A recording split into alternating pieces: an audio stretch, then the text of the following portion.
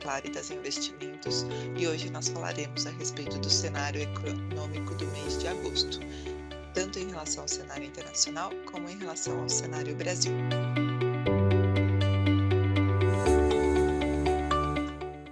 Começando sobre o cenário global, o mês de agosto foi marcado como um mês de aversão ao risco. Nós tivemos quedas das principais bolsas globais e tivemos valorização do dólar. Na nossa opinião, esse cenário de aversão ao risco no mês de agosto foi de novo caracterizado pelaquela combinação de um cenário global muito desafiador. Um cenário global em que há arrefecimento do crescimento econômico com uma discussão de uma recessão global, mas ao mesmo tempo ainda há uma grande pressão de inflação, preocupação com o arrefecimento dos preços, ser muito lento e os bancos centrais com discursos duros.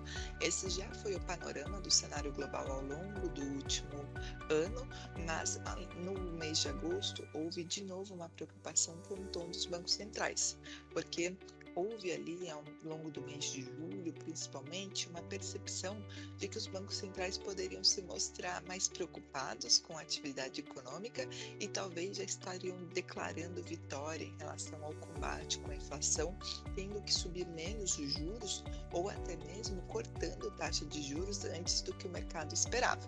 Na nossa avaliação, não havia fundamento para aquela celebração dos mercados, porque o desafio com a inflação global ainda era imenso e os bancos centrais vinham sinalizando que a batalha ainda seria árdua e seria muito mais intensa do que o esperado. Na nossa avaliação, a ficha dos mercados caiu em agosto por conta de vários fatores. O primeiro deles foi sobre crescimento econômico. Os dados de crescimento econômico continuam mostrando arrefecimento da atividade. É verdade que nos Estados Unidos tem sinais mistos, né? Se por um lado o PIB já está há 2 trimestres caindo, o ISM ele mostra arrefecimento, pelo lado do mercado de trabalho ainda há uma resiliência importante. Mas na nossa avaliação, os sinais de que a economia americana vai entrar em recessão no começo do ano que vem continuam colocados. Houve já perto das condições financeiras que bateram nos dados de confiança, bateram no setor imobiliário e a gente deve ver uma desaceleração do investimento e do consumo das famílias. Com isso, há uma revisão de PIB para baixo de Estados Unidos para este ano e para o ano que vem. No caso da Europa, a situação é ainda mais preocupante, né? Na nossa avaliação, a recessão na Europa começa no quarto trimestre desse ano, mas a gente não pode descartar uma recessão até mesmo já nesse terceiro trimestre corrente. Os dados do PIB do segundo trimestre da Europa vieram um pouquinho acima do esperado, mas quando a gente olha os PMIs do terceiro trimestre, os dados de confiança e principalmente toda a história da situação energética por lá, com inflação batendo novos recordes e o Banco Central Europeu sinalizando um aperto mais forte, a gente entende que as condições para o crescimento da Europa são negativas e devem continuar trazendo surpresas desfavoráveis. Com isso, as revisões de PIB da Europa continuam, mas eu acho que o mais importante é a discussão sobre a intensidade dessa recessão. Na nossa avaliação, ela pode durar pelo menos 3 trimestres e o recuo do PIB da Europa deve ser de mais de 0,5% aí no ano que vem. Fora isso, a gente não pode esquecer de China. A China vinha ali com dados correntes mais favoráveis por conta da reabertura, mas neste último mês de julho, os últimos dados de atividade mostraram uma frustração. As vendas no varejo e a produção industrial mostraram um arrefecimento que não era esperado, indicando que aquele potencial da reabertura já não é tão forte assim como imaginado. Além disso, o setor imobiliário na China continua sendo um impulso negativo com queda forte das vendas de casas. Claro que no mês de agosto houve um alívio por conta das medidas anunciadas pelo governo chinês. A gente teve até corte de taxa de juros por lá e mais detalhes sobre um pacote fiscal. Mas na nossa avaliação, essas medidas econômicas, apesar de serem importantes, elas ainda são insuficientes para a gente ver uma trajetória mais pujante de aceleração da China nos próximos meses e para fazer a gente parar de revisar para baixo o PIB. Por enquanto, o balanço ainda é de um crescimento sendo revisto mais para baixo, mais perto de 3,5%, do que a gente parando de ter notícias negativas por lá. Então, em relação ao crescimento econômico, ainda há preocupação global e os sinais são de um PIB mundial desacelerando. Tudo isso isso pesou em commodities. A gente teve ao longo do mês de agosto uma queda muito forte do preço do petróleo e do minério de ferro. Claro que queda de commodities seria uma boa notícia para a inflação, né? A gente sabe que esses preços reagem mais rápidos ali para os consumidores e isso poderia trazer uma surpresa positiva. Mas o que a gente vê é que a inflação global, antes mesmo de pegar essa queda de commodities, ela tem se mostrado mais elevada do que o esperado, por conta de altas de preços de energias, por conta de preços de serviços pressionados e todo o efeito secundário de meses de uma inflação muito mais intensa. A gente não tem ainda trégua em relação aos números de inflação no mundo. Alguns países já fizeram pico, mas o interessante é que, apesar do pico ter sido alcançado, não há convicção de que o arrefecimento vai ser rápido e vai ser intenso. E por conta desse quadro de inflação ainda muito desafiador e um quadro ainda muito incômodo, os bancos centrais eles mantiveram um discurso duro. E na verdade, por conta daquela euforia ali que ocorreu dos mercados no mês de julho, quando parecia que os mercados achavam que os bancos centrais eles já tinham feito todo o trabalho, ou eles poderiam mudar rapidamente a dinâmica, houve um afrouxamento das condições financeiras, um afrouxamento que é totalmente contraproducente para o papel que os bancos centrais querem, que é apertar as economias e desinflacioná-las rapidamente.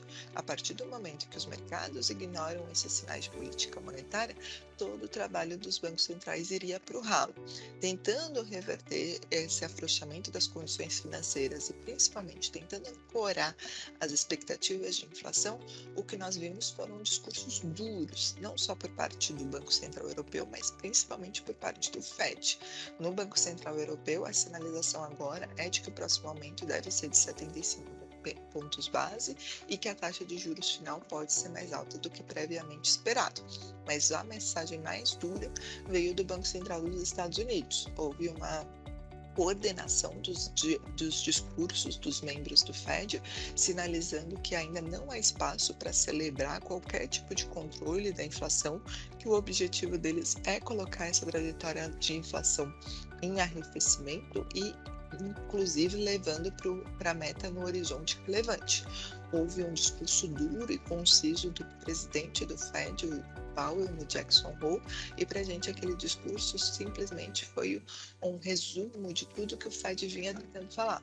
Uma mensagem clara e direta que não é hora de declarar vitória, que qualquer sinal de que já poderia ter uma comemoração do arrefecimento de inflação seria algo precipitado e poderia levar a um erro de condução da política monetária. Parece que finalmente os mercados entenderam as mensagens dos bancos centrais e tiveram essa realização. Afinal, essa é a pior das combinações: inflação alta, aumento de juros no momento em que a atividade global já desacelera. Por isso, as bolsas caíram, o dólar valorizou e a taxa de juros nos Estados Unidos teve uma abertura precificando não somente mais aumentos nos próximos meses, mas já começando a discutir que essa taxa de juros vai ficar nesse patamar mais alto por um período mais longo. Essa foi outra mensagem importante de que talvez a política monetária contracionista e restritiva dure por mais tempo. Na nossa avaliação, pessoal, esse mês de agosto foi um mês muito mais coerente com esse cenário global adverso e desafiador que nós enxergamos. E na nossa percepção, isso deve perdurar ao longo dos próximos meses. A gente ainda não vê um desfecho para essa conjuntura construtiva. Para a gente, os números de inflação ainda vão continuar preocupando, trazendo dor de cabeça para os bancos centrais e com isso eles vão continuar falando duro e indicando que mais aumentos são necessários. Tudo isso num ambiente em que a desaceleração ocorre e a discussão da recessão ocorre. Então, por isso, para a gente o cenário global ainda é um cenário adverso e um cenário desafiador. E em relação ao Brasil, sobre o cenário doméstico, o mês de agosto foi um mês favorável para nossos ativos de risco. Apesar de todo esse cenário global que eu comentei negativo, o Brasil conseguiu descolar dessa cena e a bolsa no Brasil subiu um pouco mais de 6%, o nosso real ficou de lado e as taxas de juros no mercado futuro apresentaram queda relevante. Na nossa percepção, essa melhora do Brasil no mês de agosto, ela é justificada por conta de boas notícias no cenário doméstico. A primeira boa notícia continua sendo a respeito de crescimento econômico. As surpresas com o PIB não param de acontecer. Fora isso, a gente tem sinais mais claros de arrefecimento da inflação, o balanço de riscos para a inflação torna-se menos desfavorável e há maior convicção de que o ciclo de aumento de juros terminou no Brasil nessa reunião de agosto do Copom. Tudo isso levou ao Brasil voltar a atrair investidor estrangeiro e a gente teve uma entrada de quase 18 bilhões de reais em agosto aqui na Bolsa de Valores. Na nossa visão, essa foto de Brasil melhor dos indicadores, o fim do ciclo de aperto monetário e o retorno do investidor estrangeiro explicaram essa boa performance, tá? E aí, quando a gente vai para os detalhes, quando a gente fala em inflação, a gente continua com dados favoráveis. Aquele PLP 18 que levou a uma queda dos preços de administrados, como combustíveis, energia e telecomunicação, continua tendo impacto no IPCA, juntamente com a queda de preços de combustíveis, devido ao recuo do petróleo no mercado internacional. No momento em que a nossa taxa de câmbio ficou praticamente estável, fez com que a Petrobras anunciasse em um mês e meio pelo menos 4 quedas do preço da gasolina. Esses dois vetores já levaram o IPCA de julho a ter uma deflação forte de 0,68, mas na nossa avaliação, o mês de agosto também vai ter uma queda do IPCA e o mês de setembro deve ter uma variação da inflação muito baixa, próximo de zero. Com tudo isso, as revisões para o IPCA desse ano não param e nós estamos falando agora de um IPCA mais perto de 6% do que de 7%. Claro que é um nível acima da meta do Banco Central, mas o importante é que esses números de inflação corrente e essas revisões para baixo esse ano ajudam as expectativas para os próximos anos pararem de piorar. Afinal, o efeito da inércia deixa de ser tão desfavorável assim e a gente tem a questão do balanço para os outros vetores sendo mais construtivos. Eu falei agora de queda de commodities, mas se nós estamos falando de uma recessão global e uma normalização das cadeias de produção, tudo isso também pode levar os preços industriais a arrefecerem. Além disso, a gente não pode esquecer os preços de combustíveis. Além do comportamento do petróleo, a gente já tem um compromisso do governo no orçamento do ano que vem de que as desonerações vão continuar para preços de combustíveis, tirando ali um outro vetor que poderia puxar esses preços. Tudo isso faz com que as expectativas para 2023 não tenham nova deterioração e que para 2024 também permaneçam ali ao redor de 3,40. De novo, são patamares ainda acima da meta do Banco Central, mas na nossa avaliação, só o fato das expectativas pararem de piorar e nós termos notícias boas no curto prazo de inflação eram justificativas para o Banco Central conseguir parar de subir os juros. E não só parar, mas como não precisar entregar aquele aumento residual que ele até cogitou, né? O Banco Central indicou que o plano base era parar, mas deixou a porta aberta ali, eventualmente, para um aumento de 25 pontos base. Na nossa avaliação, esse cenário hoje não é o mais provável por conta desse balanço de riscos mais positivo para a inflação, mais favorável e dados de inflação corrente. Agora, o importante é que mesmo que o Banco Central tenha maior conforto em determinado de subir a taxa de juros, a gente achou importante a mensagem do Banco Central mostrando que o plano de voo dele é deixar essa taxa Selic estável por um período prolongado e ele até já fazendo uma defesa cautelosa de que não há, no momento, nenhuma justificativa para comemorar essa parada e que o Banco Central não pode abaixar a guarda em relação à briga contra a inflação. Para a gente é muito prudente esse discurso do Banco Central, porque mostra uma preocupação com os níveis de inflação que são elevados e mostra até uma prudência em eventualmente um cenário de euforia com discussões a respeito de corte. Para a gente ainda é muito cedo para discutir qualquer redução da taxa Selic e o Banco Central manter esse discurso duro é imprescindível para conseguir evitar novas pioras nas expectativas no momento em que o crescimento brasileiro segue surpreendendo e no momento que a gente ainda tem muitas incertezas fiscais com uma eleição se aproximando. E aí, sobre crescimento, as notícias positivas não pararam, né? Novamente, a gente passa por uma revisão de PIB deste ano de Brasil. A última grande boa notícia foi o PIB do segundo trimestre aqui de Brasil, que teve um crescimento de 1,2%. Esse crescimento mostra uma aceleração em relação ao trimestre anterior e é um crescimento superior à nossa projeção e ao consenso. Além do número cheio de surpreender, a abertura foi favorável. A gente teve pelo lado da demanda um bom desempenho dos investimentos e do consumo das famílias. Já pelo lado da oferta, a gente teve uma indústria acelerando e serviços sendo o principal responsável por esse crescimento forte. Na nossa percepção, o bom desempenho do investimento e da indústria foram explicados por conta da construção civil e da importação de bens de capital. Já o consumo e serviços ainda são beneficiados por conta da reabertura das medidas de flexibilização da pandemia, mas principalmente eles são beneficiados pela força do mercado de trabalho e pelos estímulos anunciados pelo governo, com a liberação de uma nova rodada de recursos do FGTS. Só esse resultado forte do PIB do segundo trimestre, ele já garante o PIB no ano de 2,6% se o PIB no segundo semestre ficasse estável, né? Ou seja, o carrego estatístico já levaria o PIB deste ano para 2,6%. Mas fora o carrego positivo, a gente também tem notícias mais construtivas para o terceiro trimestre.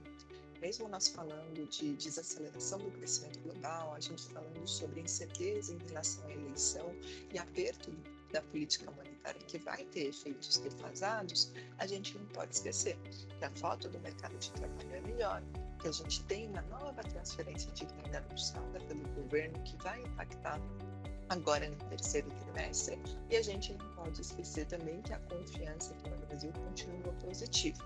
Tudo isso nos leva a crer que o PIB vai arrefecer no terceiro trimestre, mas não vai ser um arrefecimento tão brutal assim, a ponto de levar a uma contração do PIB. Se nós estivermos certos, isso já garante que o PIB cresça um pouquinho mais do que 2,6% esse ano, e que o PIB fique mais perto de 3%. Claro que esses números devem ser comemorados, mas a gente não pode esquecer da cautela no ano que vem. No ano que vem, o efeito da política monetária defasada deve ser ainda mais importante para o crescimento. As condições globais serão desfavoráveis e a gente tem uma incerteza enorme a respeito do pós-eleição. Com isso, na nossa opinião, a projeção de 2023 não muda e a gente ainda espera um crescimento de 0,8%. É acima da projeção do consenso, mas a gente ainda não vê nenhum vetor para revisar para cima esse PIB do ano que vem também. Por fim, em relação à política fiscal, as notícias de dados correntes positivos também continuam. A gente teve um resultado superavitário do governo consolidado no mês de julho e com a perspectiva de continuidade da melhora da arrecadação e até mesmo da arrecadação não recorrente, que é a questão dos dividendos, a gente não descarta um superávit das contas públicas novamente este ano, algo que o governo já vinha alertando, mas que torna-se cada vez mais concreto. Só que mesmo com esse resultado das contas públicas positivas, a gente não pode esquecer dos desafios fiscais. Um desafio fiscal que ficou muito claro nesse mês de agosto é o orçamento do ano que vem.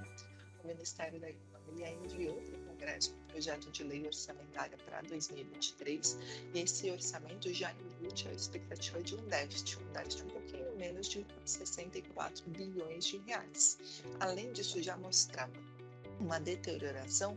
O grande problema desse orçamento é que ele não reflete a realidade atual, ele já está completamente defasado.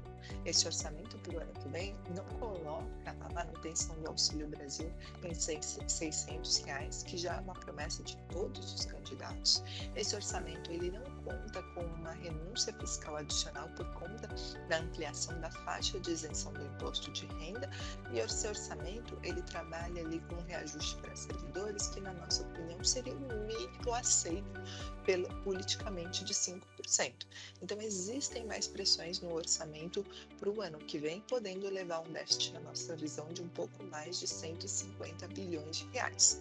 Claro que esse déficit ele não vai reverter a melhora que houve com a dívida bruta, mas isso é só um lembrete para a gente de como nós estamos ainda completamente cegos a respeito do rumo das contas públicas, sem definição de como vai ser o teto dos gastos no ano que vem, como farão para colocar a extensão do auxílio em R$ 600 e qual seria o arcabouço para cada um dos candidatos, a política fiscal continua cheia de interrogações. E, na nossa opinião, essas dúvidas não serão sanadas no curto prazo. A gente avalia que a eleição para a presidência da República é uma eleição polarizada entre o ex-presidente Lula e o atual presidente Bolsonaro, mas, na nossa percepção, essa disputa vai ser muito mais acirrada do que as pesquisas estão indicando. As últimas pesquisas já mostram uma diminuição da vantagem do Lula, mas a gente acha que com essa boa notícia do emprego, boa notícia de crescimento, inflação desacelerando e até mesmo os benefícios dessas transferências de renda, isso deve impulsionar mais a popularidade do atual presidente. Se nós estivermos certos, essas pesquisas vão mostrar uma disputa muito mais acirrada, uma vantagem bem menor do Lula, e isso fará com que esses dois candidatos não tenham a obrigação ali de abrirem os seus planos econômicos e, na verdade, eles podem até incorrer em mais promessas populistas, promessas de mais gastos e de mais renúncias fiscais. Então, há uma preocupação com as contas públicas e essa preocupação, na nossa opinião, deve continuar ao longo das próximas semanas, sendo definida ali só depois do segundo turno. De fato, isso não anula as boas notícias para o Brasil. A gente acha que o crescimento no Brasil tem sido pelo lado positivo, a inflação está numa trajetória de arrefecimento e o fato do Brasil ser o primeiro país a parar de subir os juros também coloca o Brasil aí numa cena melhor.